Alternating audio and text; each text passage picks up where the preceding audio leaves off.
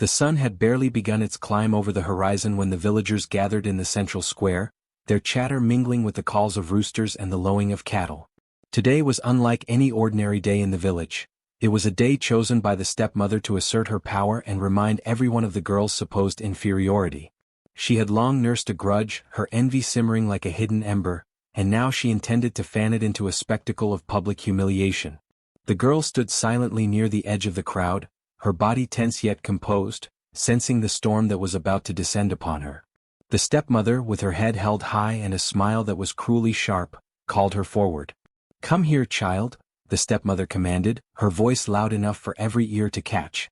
"Show the village what I have made of you." The villagers, curious and eager for amusement, leaned in closer.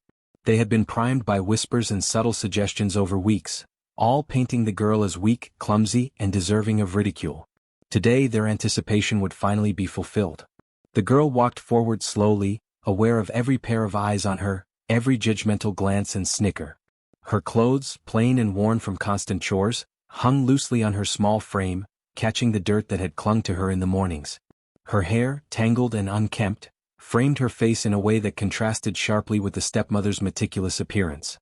The stepmother raised her hand, motioning toward a basket filled with a variety of household refuse, spoiled vegetables, broken tools, and scraps meant to symbolize the girl's supposed uselessness. "Pick these up and do it properly," she commanded, her tone dripping with derision.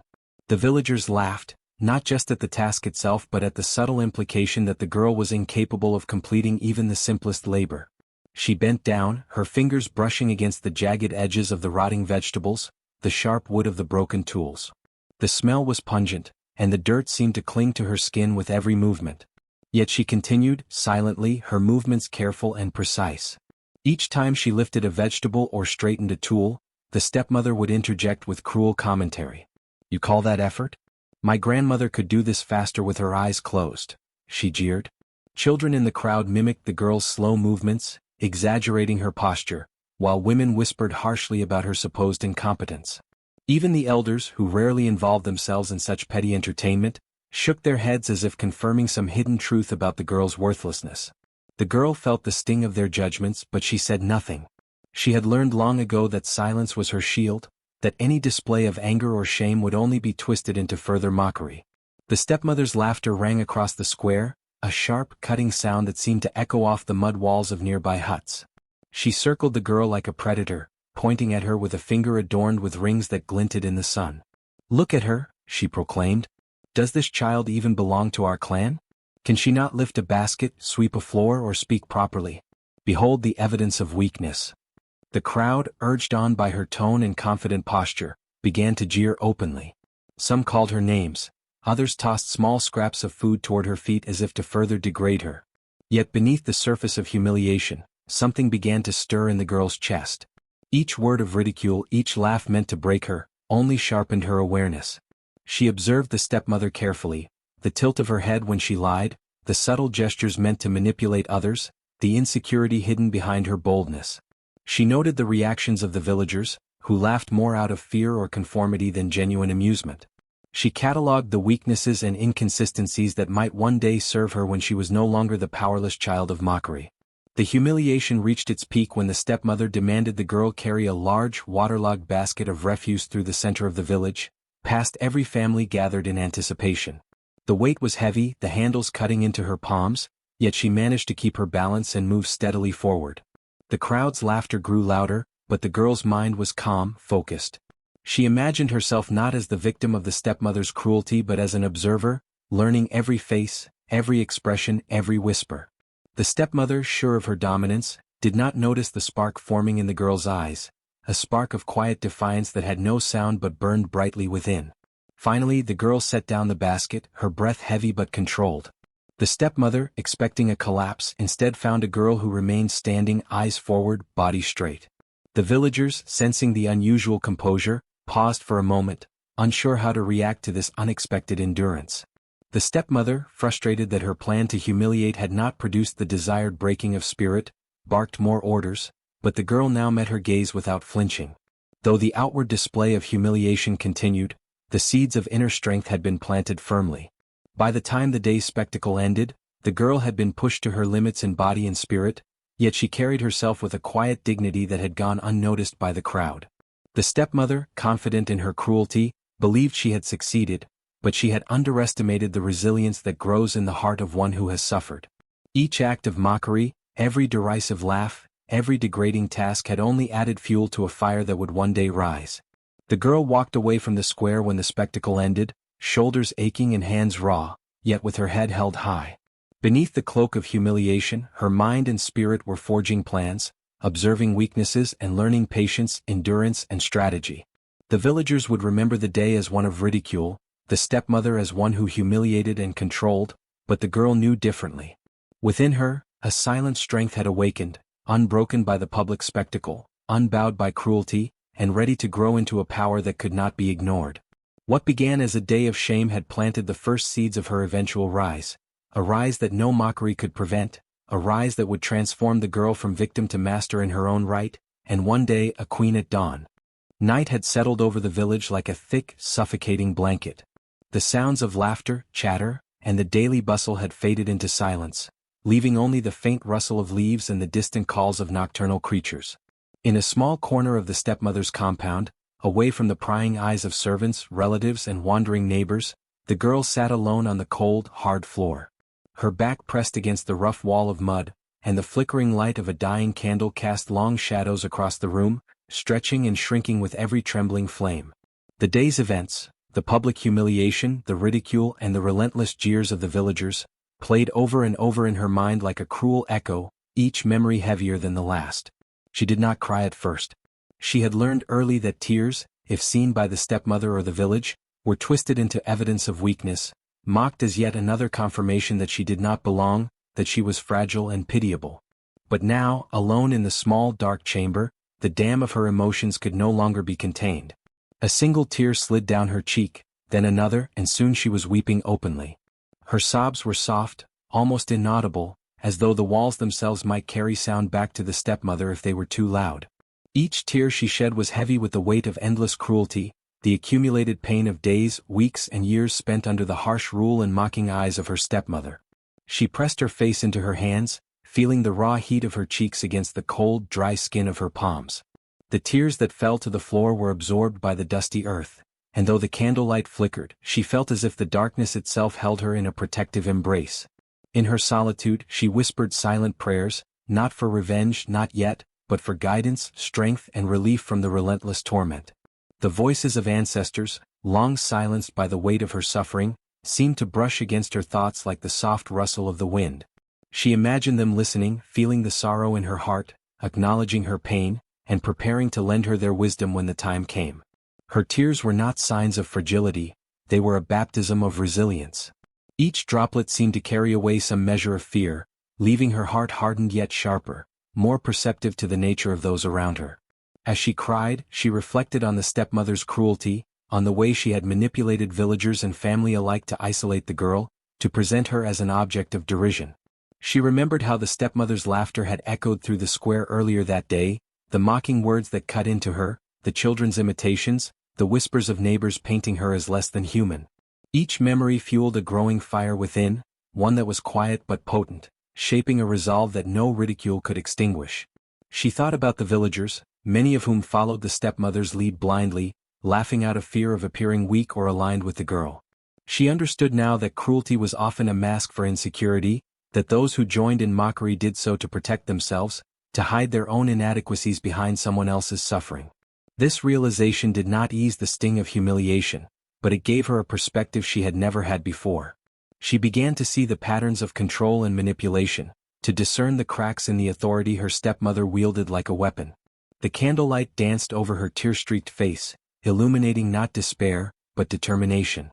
Her mind worked tirelessly even as her body ached from exhaustion, piecing together strategies that could one day turn the tables, envisioning a life beyond subjugation. She imagined herself walking through the village not as a figure of mockery, but as someone commanding attention and respect, a presence that would inspire awe instead of derision. These thoughts, whispered to herself in the stillness of night, were seeds of a plan that would grow silently and steadily until it was ready to bear fruit. The girl raised her head and looked around the small chamber. Shadows clung to the corners like timid spirits, but she imagined them as allies, silent witnesses to her suffering and her resolve. She began to speak softly, as if the words themselves could summon power from the earth and sky. "I will endure," she whispered. "I will rise. I will be more than they can imagine."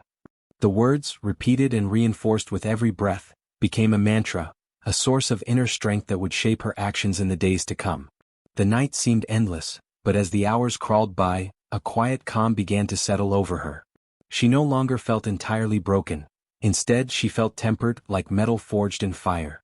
Each tear, each whisper of pain and sorrow, had shaped her, molding her into someone who could withstand cruelty without surrendering. Her prayers, though silent, carried with them a power born of suffering, a connection to something greater than herself, ancestors, spirits, or perhaps the very essence of resilience itself. By the time the first hints of dawn painted the sky with soft strokes of pink and gold, the girl had transformed within. Her eyes, once clouded with sorrow, now held a glimmer of unwavering resolve. Her shoulders, though weary, were no longer hunched in defeat, but set with the poise of one who had endured and learned. The night of tears had not broken her, it had fed her spirit, preparing her for a dawn she would meet not as a victim, but as someone who carried within her the quiet, undeniable power to rise above every slight, every mockery, and every attempt to diminish her. As the village stirred awake, unaware of the transformation that had occurred in the silence of night, the girl remained in her chamber for a few more moments, feeling the strength gather in her chest, the resolve solidify in her mind, and the whispers of ancestors echo softly in her heart. When she finally rose, it was with a calm certainty that the days of being crushed under humiliation were numbered, and that the dawn, when it came, would witness a change the stepmother could never have foreseen. The night clung to the village like a heavy shroud, thick and unyielding, muffling every sound except the occasional creak of an old wooden shutter or the soft rustle of leaves in the courtyard. In the small chamber where the girl had spent countless nights hidden from the world, she sat in stillness, her body curled against the cold floor. Her tears had long dried, leaving trails on her cheeks, but her heart still throbbed with the memory of every cruel word and mocking glance she had endured that day. Exhaustion weighed on her limbs, yet a restless energy lingered within, as though her very spirit refused to surrender. As the hours dragged on toward the edge of dawn, the air began to change. The oppressive darkness seemed to lighten imperceptibly, and the faintest hint of wind stirred at the edges of the room. It was then that she heard it, a soft, almost imperceptible whisper, carried through the night, brushing against her consciousness like a delicate caress. The sound was not harsh or commanding, but gentle, resonant, and familiar in a way that felt both comforting and urgent. The voice seemed to come from everywhere and nowhere at once, weaving through the darkness like a thread of hope. "Endure," it murmured, barely louder than the rustle of the wind outside. "Endure, for the night will end and your rising is near." The girl stiffened, her heart skipping a beat. At first she thought it was a trick of the mind, a fragile hope conjured from desperation. Yet the whisper returned, stronger, wrapping around her thoughts, threading courage into the very fabric of her being. It was a voice she did not recognize as belonging to any living person but carried the weight of something eternal, perhaps an ancestor, a spirit, or the very essence of the world itself speaking through the stillness of night. She drew in a trembling breath, letting the words sink deep into her chest. They seemed to carry warmth, a quiet fire that spread from her heart to her limbs. The whisper urged patience, urging her to remain still, to endure the lingering shadows and the weight of her suffering. Every moment of pain she had endured, every act of humiliation she had suffered, had been a step in preparation for what was to come. The voice promised that dawn would not simply bring light, but transformation, that the world she had been forced to endure would soon witness her strength and presence. The wind stirred again, brushing against her face, and she felt a subtle energy awaken within her. It was as if the whisper had unlocked something long dormant, a hidden reservoir of power and resolve that had grown in silence, nurtured by her tears and endurance.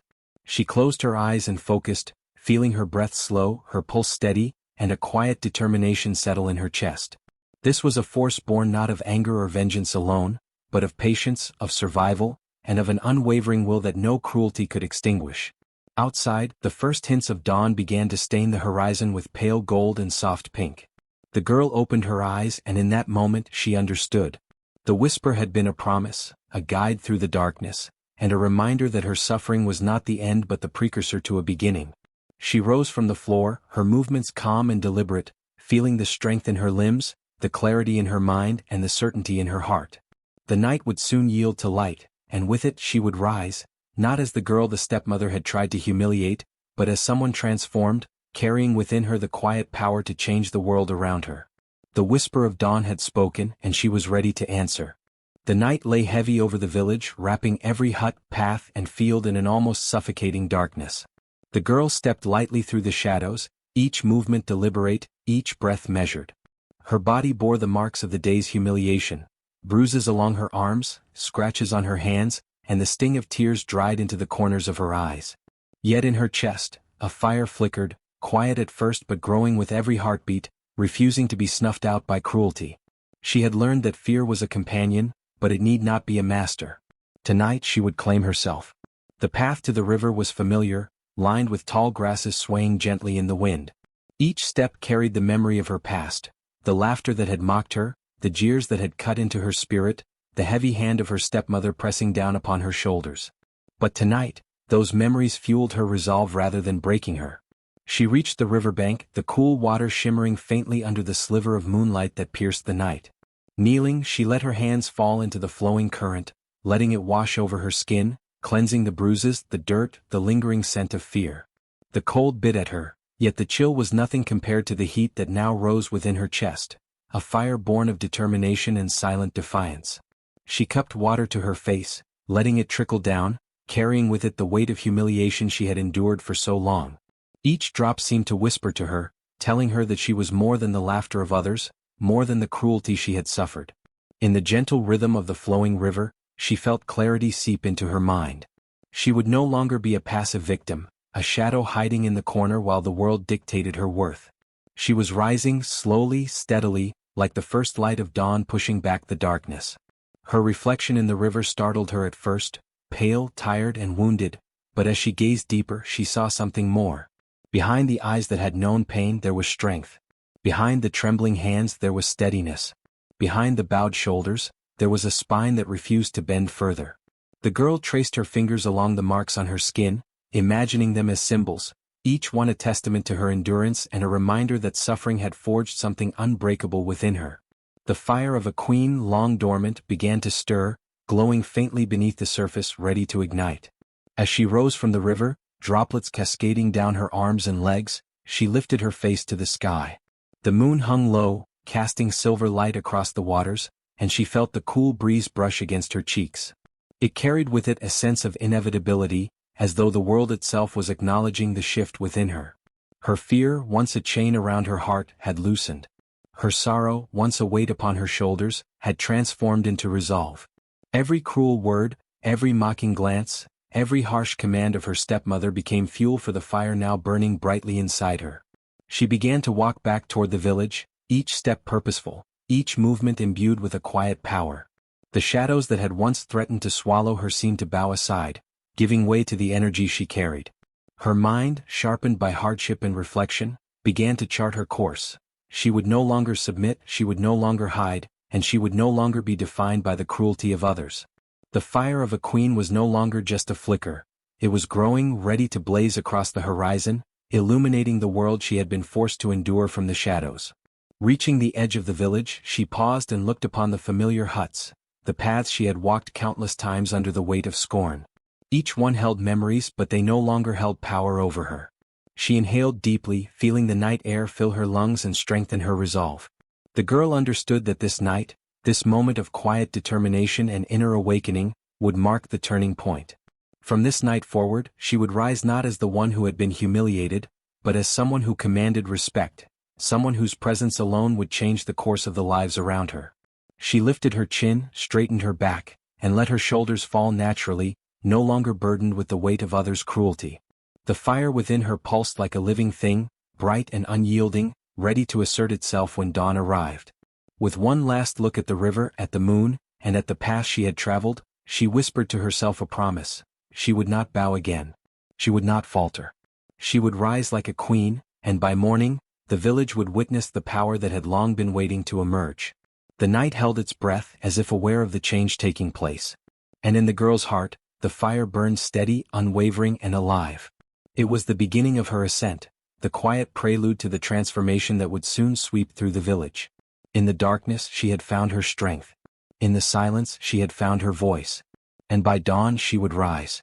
The great hall of the village was alive with noise and flickering light, a stark contrast to the shadowed corners where the girl had spent so many nights in silent suffering.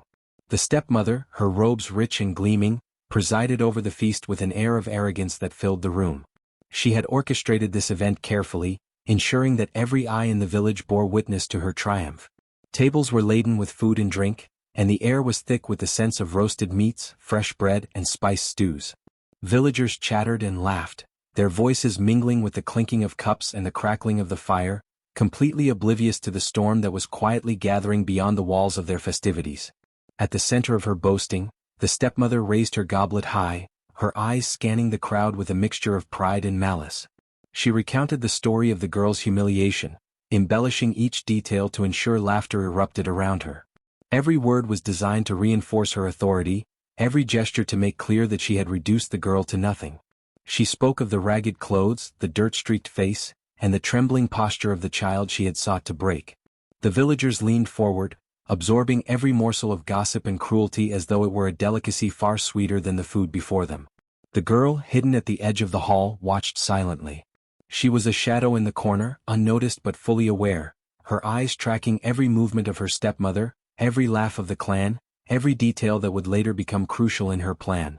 The warmth of the fire on the polished floorboards mirrored the rising heat in her chest, a fire not of anger alone, but of focus and determination. She had endured countless humiliations, yet this display of arrogance, this public celebration of cruelty, only solidified her resolve. Every mocking word, every jeer, every clap of the villagers' hands became fuel for the transformation that had already begun in her heart. As the feast progressed, the stepmother grew bolder, her laughter ringing through the hall like a bell, sharp and grating. She moved from table to table, pointing out the girl's absence, making sure that everyone remembered the child she had supposedly broken. Each comment was meant to humiliate, to cement her dominance and ensure that the girl's place was forever diminished. But the girl did not flinch, she remained composed, her breathing steady, her mind a calm sea beneath the surface of this storm. She felt the fire within her stir, growing with each of her stepmother's boasts, each word a reminder that the power she sought was hers to claim. Outside, the wind whispered through the village, carrying the hint of dawn and a promise of change. The girl's thoughts traced her path forward. Every insult, every cruel laugh, every stolen moment of dignity had a purpose now. She saw the feast not as a scene of despair but as the perfect stage for her emergence. The stepmother's arrogance was a rope tightening around her own neck, and the girl understood that patience and timing would transform it into her instrument of power. The villagers, intoxicated by food and drink, continued to cheer and gossip. Some whispered about the girl in hushed tones, speculating whether she would ever rise above her suffering. None imagined that she was closer than they knew, watching, learning, waiting. Each smile of mockery, each pointed finger, was being catalogued in the quiet mind of a young woman whose endurance had turned into strategy. She had learned that power was not only in strength but in observation, in understanding weaknesses, in waiting for the perfect moment to act. As the night deepened and the fire burned lower, the stepmother's confidence never wavered. She imagined herself untouchable, a queen of her household and a ruler of the villagers' perceptions. She did not see the eyes that followed her, steady and unflinching, or feel the silent pulse of the girl's growing presence. The laughter that had once diminished the girl now merely highlighted the arrogance and ignorance of her tormentor. Every boast, every insult, every condescending gesture was a brick in the foundation of the stepmother's impending downfall, a foundation that the girl would dismantle with precision and resolve. Finally, the feast reached its crescendo. The stepmother stood, goblet raised, calling for attention and declaring once more how she had humiliated the girl and secured her place of dominance. The villagers cheered and drank, oblivious to the quiet tension that had begun to weave through the room, a tension that emanated from the shadows, from the girl who had endured, who had grown stronger, who had turned suffering into power. The girl exhaled softly, feeling the fire within her pulse stronger than ever. She had witnessed the full extent of her stepmother's arrogance, catalogued every gesture, every word, every mockery. This night, intended to showcase her humiliation, had instead become a masterclass in understanding the weaknesses of the one who sought to break her. She let the whispers of dawn stir through her thoughts, letting them remind her that her rising was imminent. The fire of a queen, nurtured through tears, patience and endurance, now burned bright and steady within her. As the villagers celebrated, unaware of the storm quietly gathering in the heart of the young girl, she made a silent vow. She would no longer bow, she would no longer suffer in secret, and she would no longer allow arrogance to mask cruelty. When dawn arrived, the same hall that had echoed with mockery and laughter would bear witness to her transformation. The stepmother would see for the first time that power had shifted, and the girl they had tried to humiliate would rise, unstoppable and sovereign, like the first light of day breaking through the shadows. The first slivers of sunlight pierced the horizon, painting the village in soft hues of gold and amber, yet the air was thick with anticipation that no one could name. In the quiet of her chamber, the girl stirred, the long night of suffering behind her. She did not wake with fear, sorrow, or regret, for each of those had been tempered into steel by the trials she had endured. Instead, she rose with the calm certainty of someone who had claimed her power, someone whose spirit had been honed through adversity, sharpened by mockery and fortified by patience. There was no trace of the trembling, downtrodden child who had bowed under the weight of her stepmother's cruelty. What remained was a presence that radiated authority, wisdom, and quiet, unstoppable strength. She dressed not in ordinary garments but in the invisible cloak of dignity and spirit, woven from every tear she had shed, every insult endured, and every moment of patience that had shaped her. Her hair, once disheveled and mocked, now framed her face like a crown, glinting with the first light as though the sun itself paid homage. Her eyes, previously cast down in silence, now held a luminous intensity, reflecting an inner fire that could not be extinguished. As she moved, there was a fluidity to her steps, a rhythm that spoke of confidence born of years of hardship and careful preparation. Every movement was deliberate, a message to the village that the girl they had tried to humiliate was no longer theirs to mock. Outside, the villagers had begun their morning routines, unaware that the day would mark a transformation unlike any before. Market vendors arranged their wares, children played near the river, and the elders gathered to discuss matters of the clan, their conversations punctuated by the usual gossip about the girl who had been the object of so much ridicule. But as they turned their heads toward the first gleams of light, their chatter fell silent. A figure appeared at the edge of the square, bathed in the glow of dawn, and a collective gasp spread like wildfire. The girl stood there, poised, serene, and utterly commanding. The shift in her presence was immediate, undeniable. The stepmother, who had feasted the previous night on her own arrogance, felt a chill creep down her spine. Her laughter, so confident and cruel just hours before, faltered as her eyes met the girl's. There was no fear in her stare, only the icy recognition that she had underestimated the strength that had been quietly growing, nurtured in shadow and silence. The girl's transformation was not merely external, it was a manifestation of every moment of endurance, every whispered counsel of the spirits, every calculated observation she had made during years of torment. She was no longer the victim of mockery but a sovereign presence whose arrival commanded reverence. As she walked into the heart of the village, the ground beneath her seemed to hum with a subtle energy, as though the earth itself acknowledged the shift. Villagers froze mid-step, their mundane routines shattered by the gravity of her emergence. The marketplace, once bustling with casual chatter, fell into an awed hush. Even the children, who had once pointed and laughed, now stared with wide eyes, sensing an invisible force that demanded respect. Whispers began to ripple through the crowd. Is it truly her? Can this be the girl who endured so much? Each murmur carried both astonishment and unease, for they realized instinctively that the one they had attempted to diminish now carried authority far greater than any they had ever known. The girl's gaze swept across the square, taking in each familiar face, cataloging every expression of shock, fear, and reverence. Her stepmother's countenance was pale, her mouth opening and closing like a fish, searching in vain for words that might reclaim control. The villagers, caught between awe and terror, could not look away. They had built a world in which cruelty seemed to hold power, but the dawn had revealed its fragility. The girl's rise was a living testament to the truth that endurance, wisdom, and patience could transform suffering into dominion. With each step, she radiated calm authority. She did not shout, she did not demand, she did not raise her hand, yet every movement spoke louder than any cry could. The mockery that had been thrown at her, the chains of humiliation, the scornful laughter, all of it had become fuel for her power. The villagers instinctively recoiled from the weight of her presence, recognizing in their hearts that this was not merely a return but an ascension.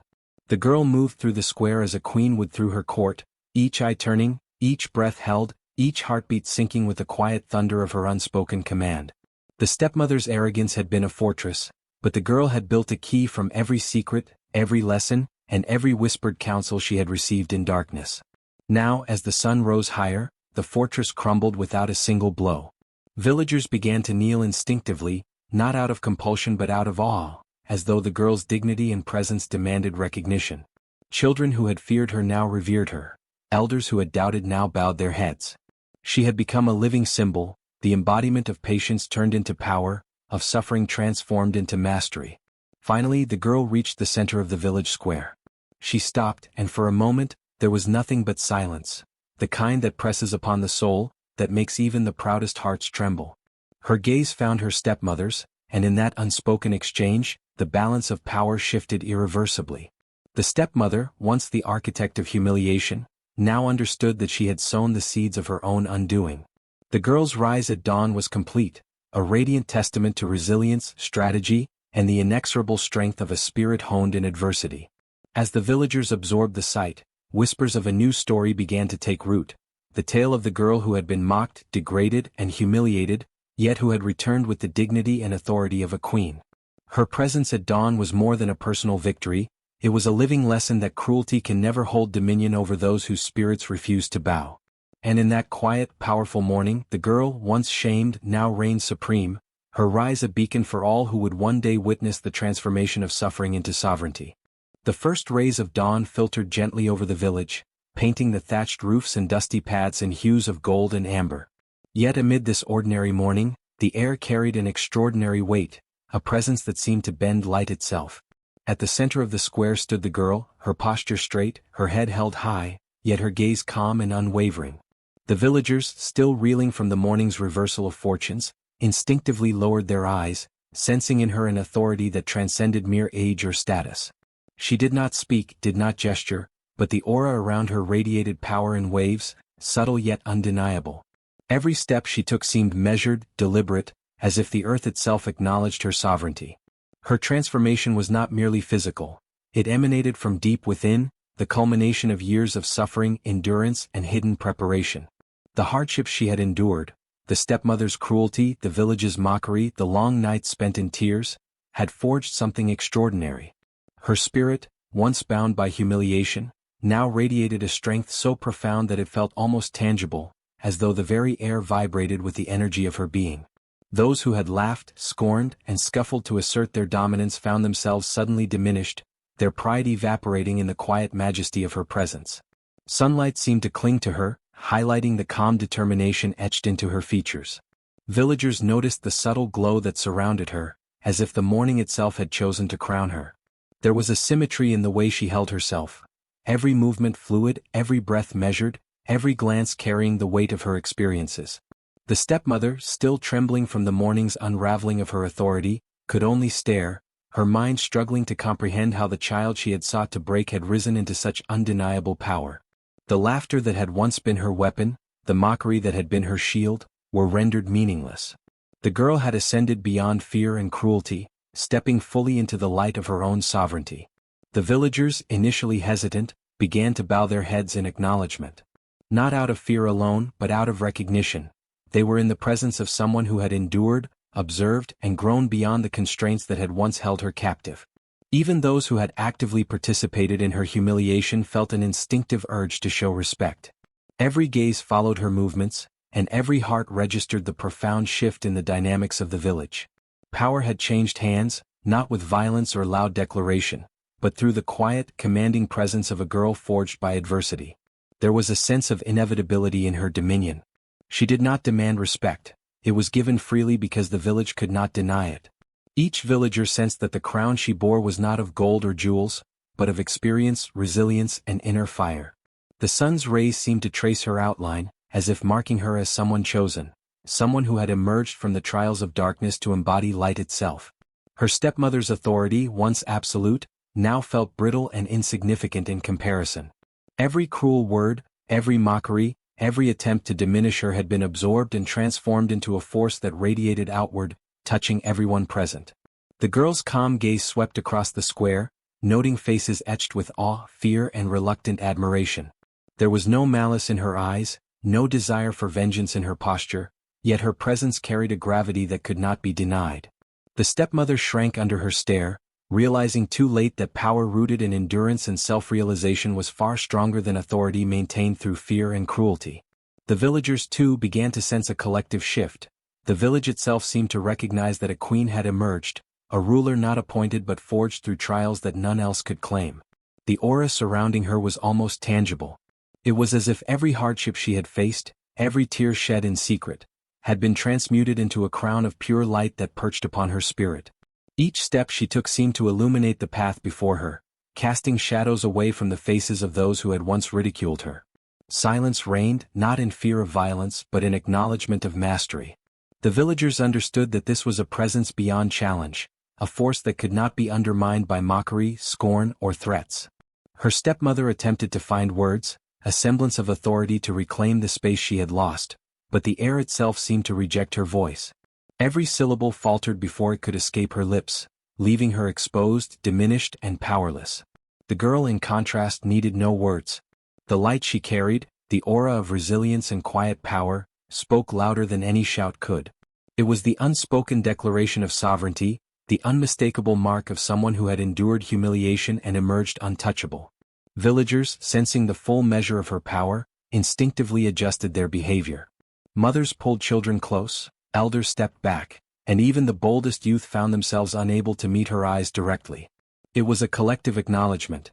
She was no longer the girl of ridicule but a presence that commanded respect, reverence, and careful observation. Each subtle movement, each quiet breath, reinforced the idea that her authority was absolute. The crown she bore was invisible yet undeniable, a manifestation of triumph over adversity. As the morning progressed, it became clear that the dynamics of the village had shifted permanently. The girl's rise was not sudden but inevitable, the result of patience, endurance, and inner cultivation. Every villager present understood that they were witnesses to the birth of a new order, a queen whose reign was rooted not in force or fear, but in the power derived from overcoming cruelty, mastering self, and embracing the strength within. Her presence illuminated not just herself but the potential for justice, wisdom, and balance that had been absent in the village for years. The stepmother, now visibly shaken, could only watch as the girl moved through the square, each step reinforcing her position. The villagers followed suit, some cautiously, others openly acknowledging her authority. There was no chaos, no revolt, only recognition of a power far greater than any had anticipated. The girl's crown was metaphorical yet complete, the crown of light born from suffering, patience, and mastery. It was a symbol of what had been endured, what had been learned, and what had been earned through silent perseverance. By mid-morning, the air itself seemed to hum with the presence of the girl. She did not announce her rule, did not demand allegiance. It was offered freely because the villagers could not deny the truth before their eyes. The stepmother's attempts to regain control faded entirely, her laughter, once sharp and commanding, replaced by an uneasy silence. The girl's rise was complete, and in that quiet majesty she embodied the transformation from victim to sovereign, from mock child to a queen whose authority was rooted in endurance, inner power, and unassailable dignity. The morning air was crisp, carrying the faint sense of earth and dew, yet tension hung heavier than any mist. The stepmother, confident in her usual cruelty, positioned herself at the center of the village square, flanked by a few loyal followers who had long fed on her arrogance. She had expected a morning filled with laughter and domination, convinced that the girl, the one she had tormented for years, would still bear the marks of shame and weakness. But as the girl stepped forward into the first light of dawn, the stepmother's carefully constructed facade began to tremble. There was no clamor, no shout, just a serene presence that radiated power far greater than anyone had anticipated. The villagers, who had gathered to witness what they presumed would be another performance of humiliation, froze. The girl's every step carried an unspoken authority, each movement deliberate, each glance piercing. Her calm gaze swept across the square, and those who had once mocked her felt an unfamiliar unease creep into their hearts. The stepmother opened her mouth to speak, expecting to unleash her venom, to mock, belittle, and provoke, yet no words emerged. The laughter that had once rolled from her throat like a sharpened whip faltered, breaking into stutters and sighs, ultimately dissolving into silence. This was not mere fear, it was recognition. The stepmother sensed, in the core of her being, that the girl had transformed in ways she could not comprehend. The chains of cruelty, carefully forged over years, now appeared fragile and hollow. Every insult she had prepared seemed insufficient, meaningless against the quiet storm that the girl had become. The villagers themselves began to sense it. Even the boldest among them, who had once jeered without thought, felt a cold weight pressing upon their hearts. The silence of the girl's presence carried a power that no mockery could pierce, no scorn could diminish. The stepmother's lips quivered as she tried to summon her habitual jeers. Each syllable dissolved in the air, sounding hollow, almost comical in its futility. Her eyes darted nervously, seeking support from the villagers, but they too were paralyzed by awe. The girl's quiet intensity had shifted the balance of the morning. The previous hierarchy of fear and dominance had dissolved, replaced by attention that spoke louder than any scream. The stepmother, accustomed to commanding attention and enforcing humiliation, felt a sharp sting of helplessness she had never known. She realized too late that the power she wielded through intimidation and mockery could not touch the girl anymore. The girl's gaze softened, yet its effect was no less commanding. Each silent step she took forward was deliberate enough to assert dominance without a single word. The air around her seemed to respond, a subtle vibration that pressed against those present, compelling attention and respect. The stepmother's attempts to speak became increasingly frantic, her words now fragmented, meaningless, and powerless against the quiet certainty emanating from the girl. The once celebrated instruments of cruelty, the mocking smiles, the sharp tongue, the calculated gestures, were nullified by a force invisible but undeniable, the strength of a spirit that had endured, observed, and grown in silence. Villagers shifted uneasily, sensing the complete reversal of fortune. Their eyes, once filled with anticipation of another humiliation, now shimmered with awe and trepidation. Every subtle motion of the girl was amplified in their perception. Her calm composure contrasted sharply with the stepmother's frantic and faltering demeanor. The girl did not shout or strike, she simply existed, and her existence carried an authority that no taunt or ridicule could withstand. The stepmother's faltering mockery had already begun to crumble the foundation of her dominance, exposing the hollowness behind her arrogance. The stepmother's face flushed, first with confusion, then with rising panic. Her loyal supporters shuffled uneasily, unable to offer the support they once could. Even their whispers of encouragement sounded fragile, like fragile reeds trembling in the wind. They too sensed that the girl had become more than a mere target. She was now the force that held the morning, the silent arbiter of power. The stepmother's laughter, once sharp and commanding, was reduced to a strangled cough, and even that failed to assert authority. She had tried to dominate through sound, but now sound itself had turned traitor, leaving her exposed and powerless. As the moment stretched, the girl's quiet command became overwhelming. Her presence filled the square, radiating confidence and quiet fire. Every villager could feel it, even those who had never interacted directly with her. It was a presence that demanded recognition and respect, a testament to years of silent endurance, unseen preparation, and spiritual guidance. The stepmother's eyes widened as she realized that all the schemes, all the cruelty, had only prepared the girl for this moment. Every attempt to mock, every sneer, had been transformed into the fuel that now powered a presence impossible to challenge. The silence became complete. Not a single voice rose to challenge the girl, even the air seemed to hold its breath. The stepmother's posture slumped subtly, the weight of impotence pressing down, making every movement laborious. She had expected resistance, defiance, perhaps even tears, but not this calm, commanding authority that could silence her with nothing more than presence. It was a lesson not just for her but for the entire village. Cruelty could never dominate a spirit fortified by patience, wisdom, and endurance. With each passing moment, the stepmother's attempts at mockery grew weaker, more fragmented. The girl's gaze never wavered, never faltered, and in that unwavering stillness, power consolidated. She did not need to speak. Her silence alone unmade the foundations of authority her stepmother had relied upon for so long. The villagers, initially spectators of expected humiliation, now became witnesses to an undeniable reversal.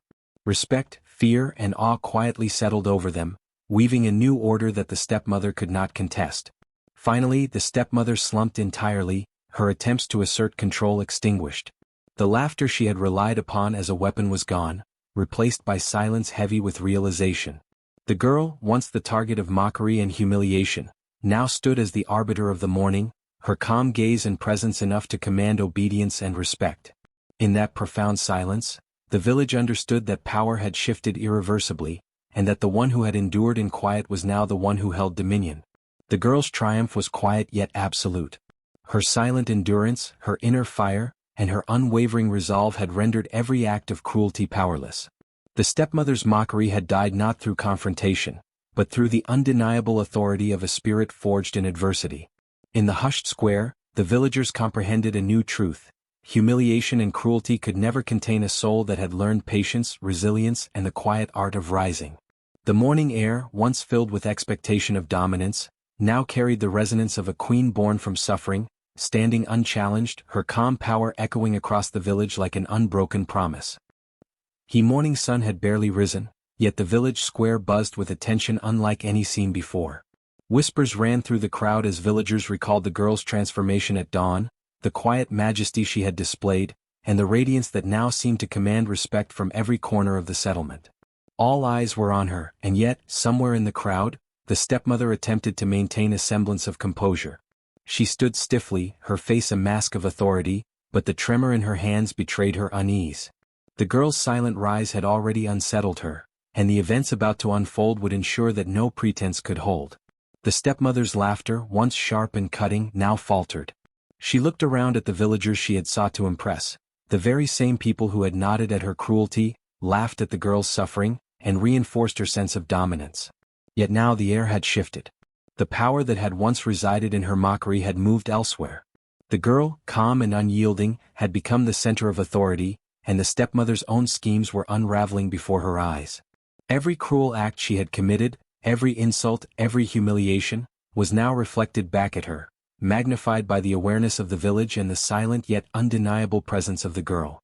The villagers began to murmur, first quietly, then louder, as the truth became evident.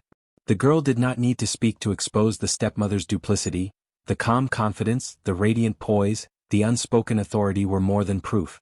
Every villager could see the contrast. The girl, forged in suffering, radiated strength and wisdom, while the stepmother, who had wielded cruelty as a weapon, appeared weak, brittle, and entirely transparent. Eyes that once feared her now saw her for what she was, a figure whose power relied entirely on intimidation, now emptied and hollow in the face of genuine resilience. The girl took a deliberate step forward, each motion precise and measured, her gaze never leaving the stepmother's. There was no malice, no need for anger. Her presence alone was enough to convey the weight of justice. The stepmother's shoulders stiffened as the villagers' attention turned fully upon her. For the first time she felt the vulnerability she had so long denied, a suffocating awareness that every act of cruelty she had performed had left her exposed. The chains of her own making, the lies, the humiliation, the envy, had returned, invisible but heavy, pressing down upon her like a tangible force. A hush fell over the square. Mothers held children close, elders exchanged glances of astonishment, and the young men and women who had once laughed at the girl's suffering now watched in awe as the dynamics of power shifted entirely. The stepmother opened her mouth, perhaps to issue a command, perhaps to reassert her dominance, but no words came. Her tongue faltered, her voice breaking as the villagers began to see through the facade she had maintained for years. She was no longer the orchestrator of humiliation, she was the subject of it. The air seemed to carry the echoes of every taunt, every sneer she had ever cast, all now turning upon her like a mirror of justice. The girl's gaze softened slightly as she approached the stepmother. There was no need for harsh words, no need for loud accusations. The humiliation had been delivered by the very structure of truth, the undeniable contrast between suffering endured and cruelty wielded. The stepmother's face, once proud and commanding, now flushed with shame. Every whispered lie she had spread about the girl, every attempt to diminish her spirit, had become evidence of her own fear and pettiness. The villagers, seeing this transformation, could not help but feel a mixture of astonishment and vindication. Slowly, deliberately, the girl extended her hand, not in violence but in a silent act of supremacy. The gesture carried the weight of consequence, the message that those who inflict cruelty upon the innocent will one day face the reflection of their own actions. The stepmother stumbled backward, her composure crumbling entirely, and fell to her knees, an uncharacteristic posture for someone who had once stood so arrogantly. The villagers shifted uneasily, some stepping back, others leaning forward, as if drawn by the magnetic authority radiating from the girl. They were witnessing not only the humiliation of the stepmother but the full embodiment of justice and balance, long overdue. The village itself seemed to respond. A gentle wind stirred the dust at their feet, carrying with it the sense of renewal and reordering. The girl's aura, bright and commanding, seemed to illuminate every hidden corner, revealing truths that had been buried under fear and cruelty. The stepmother's eyes, wide and unblinking, reflected a dawning realization that her influence, her authority, and her power were illusions, fragile constructs that could not withstand the force of a spirit forged in endurance. She had underestimated the girl's resolve, misjudged the capacity for growth and strategy hidden behind silent tears, and now faced the consequences of that miscalculation in full view of the clan. As moments passed, the crowd remained silent, caught between awe and fear. Some whispered to each other, recounting the girl's rise and the stepmother's fall, noting the reversal of fortunes that had taken place so rapidly yet felt inevitable in hindsight. The stepmother attempted to plead, to explain, to reclaim her dignity, but the words faltered and failed. Every attempt at assertion was met with the calm, unwavering gaze of the girl, whose very presence now defined authority and power in the village. By mid-morning, the transformation was complete. The stepmother, once feared and cruel, had become the embodiment of her own humiliation. The villagers, having witnessed the full arc of justice, began to adjust to the new reality. Respect and fear now flowed toward the girl, who had endured, observed, and risen above every attempt to break her. The stepmother's influence, once pervasive and suffocating, had been entirely dismantled, leaving her exposed, ashamed, and powerless before the eyes of all who had once been complicit in her cruelty. The girl, standing tall and composed, did not revel in vengeance. Her triumph was quiet, dignified, and absolute. It was the embodiment of endurance rewarded, patience honored, and inner strength recognized. The villagers, sensing the finality of the stepmother's fall, bowed their heads instinctively, acknowledging the authority that had shifted so decisively. The air carried a profound lesson. Cruelty may flourish for a time, but it is inevitably turned back upon those who wield it, while resilience and righteousness emerge victorious. The day would long be remembered as the moment the village witnessed the fall of a tyrant and the rise of a force that commanded respect through character and spirit alone. The stepmother, humbled and shamed, would never again hold sway over the hearts or minds of the villagers. The girl, having reclaimed her dignity and asserted her unassailable presence, had ensured that justice, patience, and perseverance were recognized above fear and mockery. Every villager present understood, with stark clarity, that true mastery and authority are born from endurance, integrity, and the power of self-transformation.